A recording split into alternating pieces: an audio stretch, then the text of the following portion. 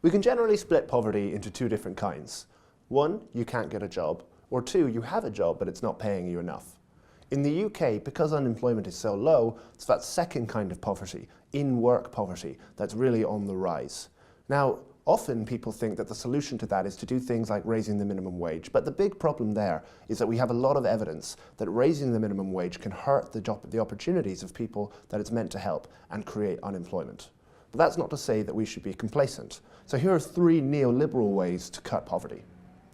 The first is to cut the cost of living. That means things like liberalising the housing market. House prices and rents are very, very high because the supply of houses is very, very low at the moment. What we should do is make it easier for the private sector to build homes, both in our cities and around those cities, so that rents and housing costs altogether fall. Another thing that we can do on the cost of living is to cut childcare costs. The UK has extremely tight childcare laws that don't actually seem to do anything in terms of outcomes. If we adopted the laws of a more liberal country like Denmark, we could cut the cost of childcare and make childcare just as good as it is right now, but not nearly as expensive for parents. Number two, we could stop taxing the poor so much.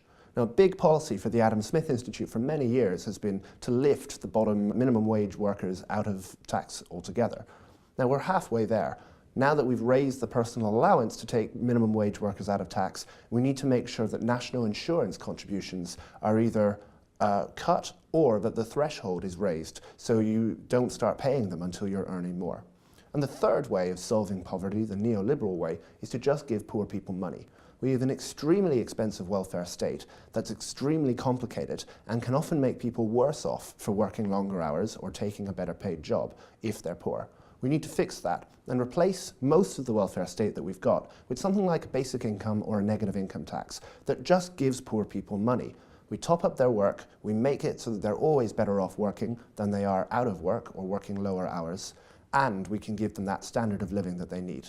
And those are three really good neoliberal policies to do it. We neoliberals believe that markets are the way to lift people up. We can create more wealth and we can use much more rational market-based mechanisms to make sure everybody has a decent chance in life.